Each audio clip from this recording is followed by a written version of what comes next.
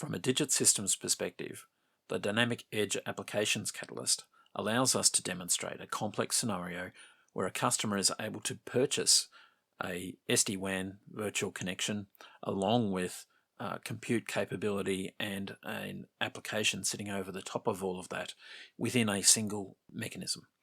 That scenario is modeled using the TMF SID to align the product and services layers and to relate those specific services with the product layer and the offering layer. All right, if we have a look at Telflow, I'm going to create a new sales order. A sales order is effectively just a collection of product orders, and we want to order some SD-WAN ready products. So I've already selected my customer, IBM. I'll give it a sales order name. We might put in a purchase order number or something for a reference number. And now what I need to do is I need to add individual product orders to my sales order construct. So I want to sell a SD-WAN virtual connection, and we'll add that in.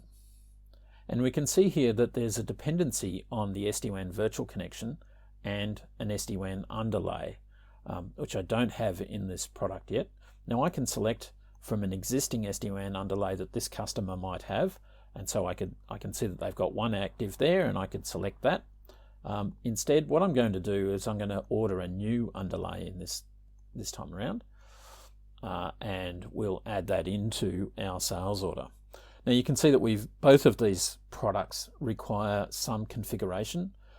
So let's jump in and we'll configure each of these. Our SD-WAN underlay is site specific, so I'm going to put in do a search for the site address so we can see our results there. We can see the orders, the inventory that's already been ordered for this site, any trouble tickets, any orders, and so forth. For now, it's a business address and it's serviceable. So let's add this site. Now I need to put in a customer reference number and an order priority. We can see we've got a number of characteristics here that are editable. So I can select Internet or MPLS. The access type will go with Ethernet. The link bandwidth, let's say they want a gigabit connection. And that's driven dynamically the service template that we can select with this. So when we select 1000 megabits, we only get 1000/200 or 1000/500 or 1000/1000. If I were to choose a different speed here, say 100, then we only get the 100 megabit speeds. So anyway, let's go back to 1000. We'll pick the 1000 megabit symmetric. Do we want a local breakout or not? Yes, in which case we want to connect an internet breakout for our SD-WAN connection. An enhanced service level, say bronze, and you can see what we're doing is we're dynamically calculating the price over here on the right hand side. So I've got a default price of $800 to install, and this customer might be a particularly good customer, so I'm only going to charge them $200 for this particular install. Our monthly ongoing charges aren't going to change though. Our normal default time period is going to be 12 months, but I can change that if I want a longer term, say 36 months. We'll save the changes. Now that particular product is ready to order. I need to configure my SD-WAN virtual connection now, and again I need a customer reference, an urgency here, and if I scroll down you can see that there are some characteristics here that I can modify and some that are locked from me modifying. I might select an overlay tunnel. I might change the uptime objective. So if we go with say 99.98 availability and the virtual connection is through say Vodafone, then all of these things can potentially have an effect on the monthly prices. If I select 5 nines, then as you would expect, the price per month goes up quite a bit. And we can select our SD-WAN policies here. So we've got some different policy types here. with a range of different criteria. Assuming that's all okay, let's save our changes.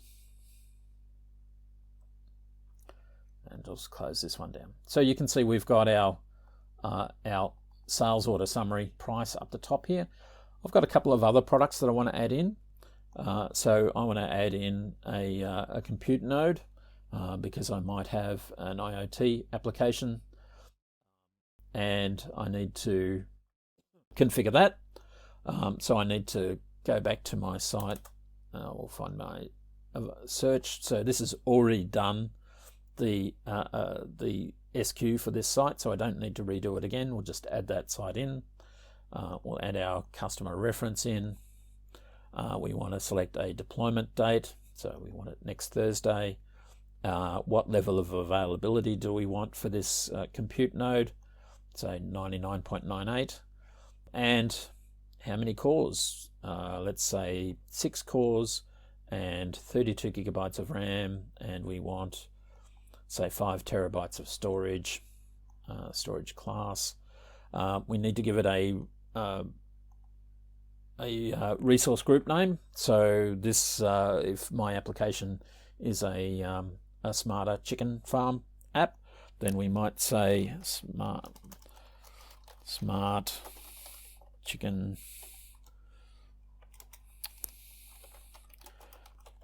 app group. And this particular server is SM Chicken 01. This will be version 1.0 of the image that we're going to use, and we want this to be deployed at the edge of the network rather than in the core. And so again, we've dynamically calculated our price. The default again is for 12 months, but let's say we want to extend this out to 36 months as well. So let's save the changes. Now let's say I also want to deploy IBM Edge server to control dynamically where in my network that load is going to be distributed. So again, I'm going to select my IBM Edge here. It's not site specific, so I don't need to select a site there. Let's configure that. A reference number. We'll give a policy ID number. We've got some different modes of operation for autonomy, so we want it to be edge heavy for this particular IoT platform. It's not a mobile or mobile IoT, it's a straight IoT platform, so we'll call it Smart Chicken App. We'll give it a, we could put some additional fields in here. We don't need to, they're not that concerning. Let's add our term to 36 months and save our changes. So assuming we're all okay with this, we've got our total, we're in a draft state at the moment. Let's start our quote process. And what this is effectively doing is transitioning our sales order into an in-flight stage, and we can see that some of our products have been have already transitioned into the, let's move this along, have already transitioned into an in-progress state. And if we look at each of these in turn, we can see, for instance, our IBM Edge server is being provisioned by iTential, and we can see we've done a decomposition of the product to the underlying service, and then we've placed service orders southbound to iTential, and we can see the payload for that service here. That's setting up the IBM Edge server. Again, if we go and have a look at the payloads for our SD-WAN virtual connection, and we look at service, we can see that we've got an initial decomposition of the product into its underlying services. If we look at the particular service order that's gone southbound to iTential, we can see that we're ordering a new SD-WAN virtual connection policy map. We've got a SD-WAN virtual connection endpoint and a an SD-WAN uni as all within this one payload southbound to Itential. We can see an initial response back from Itential saying that we're in a pending state. So we can see all three service orders are in a pending state in this particular case.